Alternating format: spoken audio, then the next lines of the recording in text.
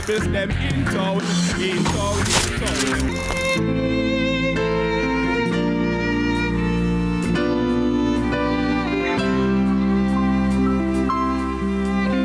I'm here right now at Skyline with Culture Works. More works, positive, hopeful. Skyline levels. I eat man season 2, Culture Works. Every day we're going in circles. Yeah, Culture Works. Culture Works. It's like Culture Works started off a year, a great work for me. Culture Work, yeah man, it's been a great journey. Blessed love, we're at the Skyline levels at Culture Works. We're here again on a season 2, so I hope that you and your friend them come, right? Tune in to Lead Story, weekdays at 6 p.m. Hosted by Jody Ann Quarry. Brought to you by VC's Electrical Sales. Quality products at affordable prices.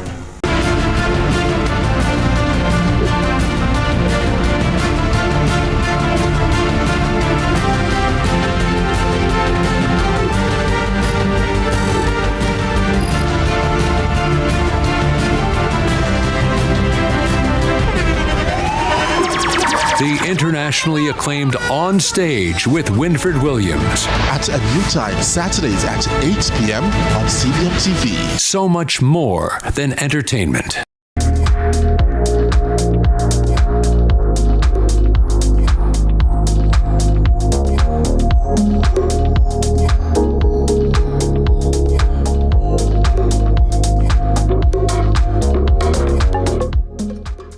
Need to estimate your duty? Perform a track and trace? Search for a declaration? Then download the Jamaica Customs mobile app today. The time by the Jamaica Customs Agency is 12 p.m.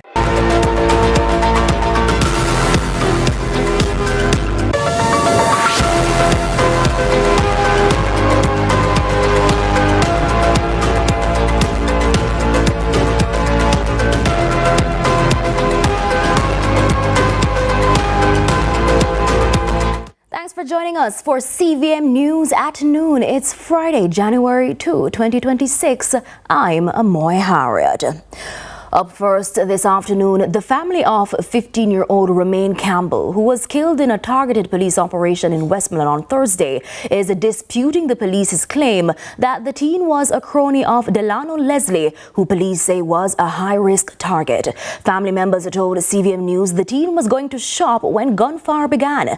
The 15-year-old Anchovy High student is among 3 males who were fatally shot by the police during a reported gun battle between the police and armed men at an unfinished house in Cornwall Mountain, Westmoreland on Thursday afternoon.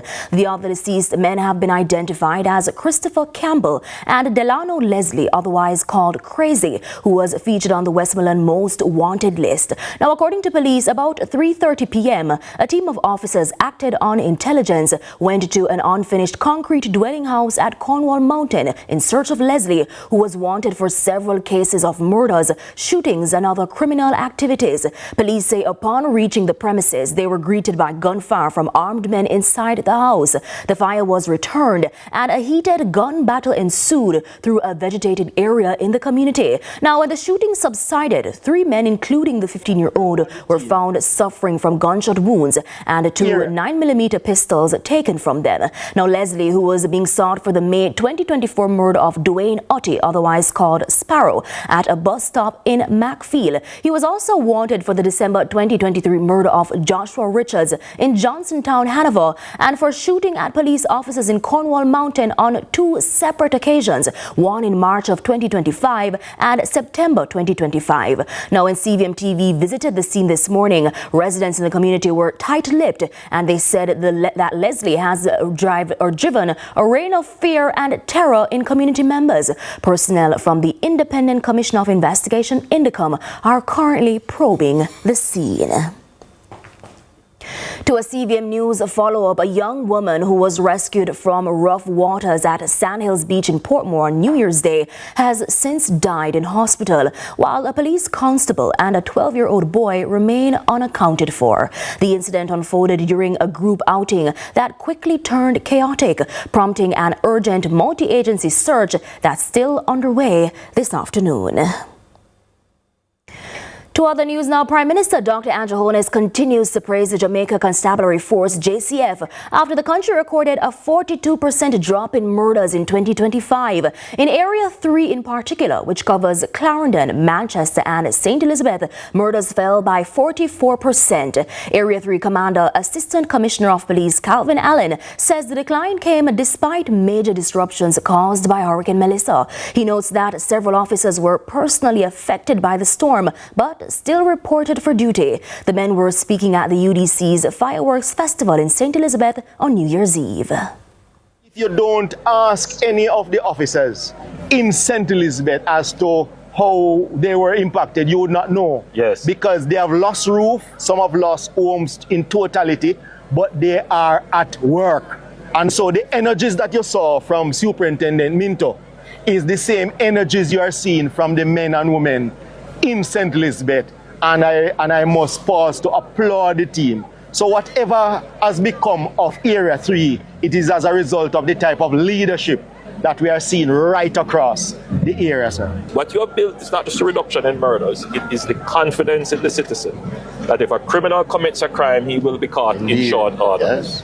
Once that message gets out, the risk-reward will change. And so that's what we're doing. We're changing the risk reward. Gangsters will have to think twice. Petty thieves will have to think twice. And then that flows right throughout the society. For people who are involved in predial loss, for people who commit road traffic offenses, for public order issues, for all kinds of issues. Meanwhile, the Prime Minister is praising a 5% growth of the economy during the July to September quarter of 2025. He was speaking this morning at a ceremony at the JPS Hunt Bay Station on Marcus Garvey Drive. What we have seen under my administration over the last decade is that when we are hit by super phenomenal events, whether it be a once in 100-year event like the pandemic, or a once in a 50-year event like Hurricane Melissa, you will see that the ability of the economy to head back to growth within the year of the impact is phenomenal. That was never the case before in the Jamaican economy. It means that something has changed in the Jamaican economy. And what is that thing? What is this intangible change that the commentators and the analysts have not yet picked up on? With just days left before the new school term begins, concerns in Trelawney this afternoon that several schools across the parish may not be ready for Monday's reopening. Councillor for the Falmouth Division, Garth Wilkinson, says top of the list is the Hague Primary School, which is still being used to house residents of the Falmouth Infirmary following damage sustained from Melissa. Now, Councillor Wilkinson is also questioning fairness in the education system, asking whether students in the western end of the island, hard hit by the hurricane, will sit the primary exit profile PEP exams under the same conditions as students elsewhere. Because those areas that are not affected, the schools are still out. These children have lost, as I said, lost learning since COVID. Now the Hurricane Melissa has further displaced them, and the students are out of school. And these students, basically, as I said, learning has stopped for them, and we have to find a way how we can get our students back into school, because school is supposed to start next week, the 5th. School should restart the 5th. We still have residents, as I said, the residents of the infirmary is still situated at Allen Primary and Infant School. We still have, I think today was the last day for the rest of shelters across the parish to be closed, because we are actually, that where the schools are being used. So at least we see where some semblance of normality should come to some of the schools. But what about the schools that have lost their roof? A 48-hour curfew is now in effect in sections of Manchester as part of efforts to maintain order and public safety. The measure, which began Thursday, will run until 6:20 p.m. on Saturday, January 3. The curfew will affect several communities, including Brokenhurst, Old England, Barnstable, Mayday, Albion, Green Street, Tulsa Road, Hillside, Sunset, Inverness, Waltham and Cedar Grove. Residents are urged to remain indoors and cooperate with the authorities. And it's time now for a break, but stay with us. More when we come back.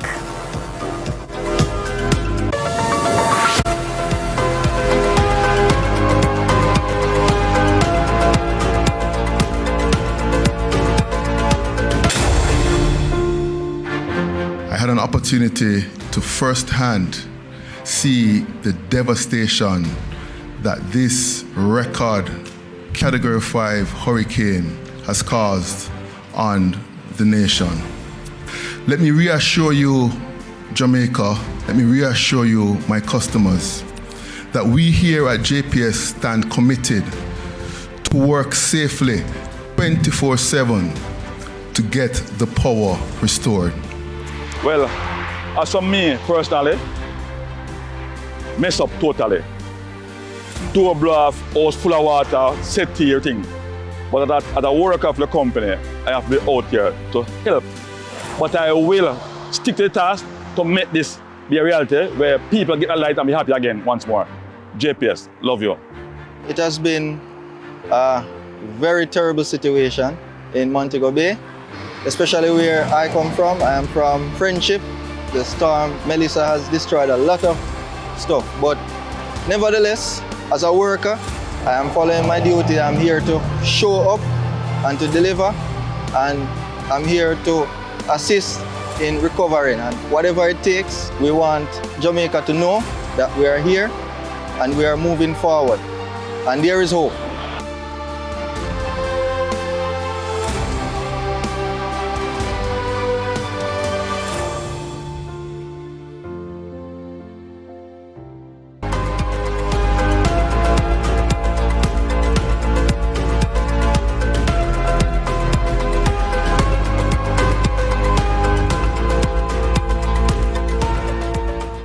Welcome back to CVM News at noon. So we're 2 days into the new year and approximately 70,000 Jamaicans in the worst affected areas are still without electricity following Hurricane Melissa's damage to the power grid. Joining us now is Director of Corporate Communications at the JPS, Winsome Callum, and she's joining us to talk about what customers can expect in the coming days. Good afternoon, Ms. Callum. Hi, good afternoon. So we saw a fleet with newly arrived equipment heading west this morning. Can you tell us where specifically those equipment will be stationed and how will they bolster recovery work? So, as you correctly said, we have just about 10% of our 700,000 customers still without electricity. And these customers are over in the western parishes, the worst hit parishes, specifically in St. Elizabeth and Westmoreland. The vehicles that came in to the island between last night and this morning, they are being deployed and have already been sent off to St. Elizabeth and Westmoreland. We had some overseas line workers who came in the last couple of weeks, and these vehicles are specifically being used by them, will be used by them to help with the restoration efforts over in St. Elizabeth and over in Westmoreland. Can you say how many crews are currently in those affected areas? We have, in the last couple of weeks, we've welcomed an additional 300 line workers from North America. These line workers have joined our local crews of JPS and local contractors, as well as the workers from the Caribbean region. So right now we're looking at just under about 500 line workers on the ground. They're still working in multiple parishes, but they're primarily stationed over in the west, and most of them will be working in Westmoreland and St. Elizabeth.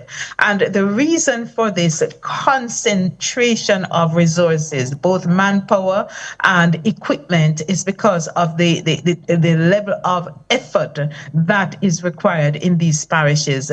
The damage has been great. It's not just about restoration anymore. What is happening now is rebuilding, and in some cases a redesign of the network in order to get power back to the customers. So it's the last mile, as we call it, but it requires a lot more effort to get a much smaller number of customers back on the grid. So as it relates to those persons back on the grid, we know that about 90% of customers have now been restored, following an additional 2,000 reconnected following work on JPS Magotty Island Innovation. Can you tell us what exactly this is? Explain this for us. So what we have found in St. Elizabeth in particular, and also in Westmoreland, is that the transmission system, which is the backbone, has been significantly damaged. And this is the system that runs across inaccessible areas like mountainous terrain, real challenging terrain. And because of the level of damage to the transmission network, we can't move power from different parishes as we would normally. So we've had to separate the damage to the network automatically separated some of the communities from the national grid. So you have small sections that are standalone sections. So what we have tried to do is to get power into these areas without the use of the transmission backbone.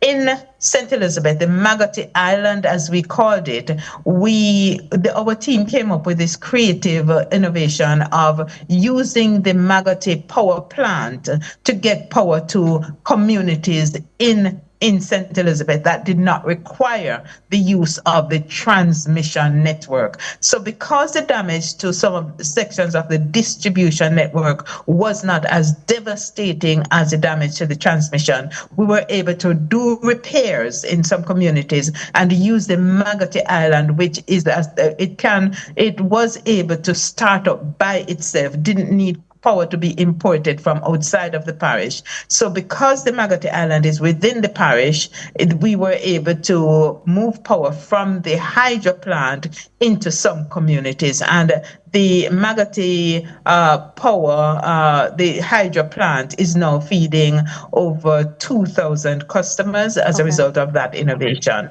So what's the updated restoration timeline though for the remaining 10% of customers who are still without electricity? This could be a couple of months, literally, because of the extent of the damage. With the additional resources in terms of manpower and equipment, we know that we are aiming to, by early February, to get at least 90% of those who are without power back in. I say 90% because there are some areas that are really, really very badly damaged. If you've been into those parishes in Westmoreland and St. Elizabeth, you'll realize that the level of devastation will require some serious rebuilding. So we are saying by early February, we would have gotten to the majority of these customers. So are there any specific communities though that are being prioritized right now for restoration? I'm not able to give you the names of the communities, but the restoration strategy that is used is that we try to get power to the town centers first as much as possible. And once we get to the town centers, we focus on the commercial zones. So where you have shopping malls, where you have markets and places where people do business, commercial activity are concentrated, then we try to get those up so that we can start the economy, businesses going in the parishes. Once we get the commercial zones up, then we start focusing on communities with the largest number of customers and the least damage, because it will be easier to get those on. And the protocol, the restoration protocol, requires that we once we get to the largest number of customers, then we start moving out to the isolated areas where you have 1 and 2 customers or really small groups of customers. So the areas that are likely to remain out longest are 1, those with the greatest level of damage, and 2, those that are most remote and hardest to reach. And finally, where you have inaccessible communities that might just not, we might have roads that need to be redone, and then you will have individual customers who need to repair their homes, and they may be out a little bit longer if there isn't a structure in place for us to make the connection to. Can you think of any 1 or 2 of those communities right off the top of your head? No, I'm not able to give you a list of communities right now. Okay, all right. And Ms. Cullum, just before you go, what major challenges, if any, you think are slowing down the restoration effort right now? I mean, you spoke a bit to it just now. Well, I must say that the restoration has been going very, very quickly. When you compare this, the pace of restoration since this Category 5 hurricane, it is actually best in class when you compare it with places like Dominica, Puerto Rico, that took several months for restoration. To have gotten to 90% in 2 months is actually very, very good. But why will it take a little bit longer in the other communities? Because these communities would have gotten a direct hit from this unprecedented Category 5 hurricane. And the level of restoration, and as I said earlier, it's repair. It's not just repair, it's rebuilding. That is the primary reason why these persons would not have had power yet. They might see a couple of posts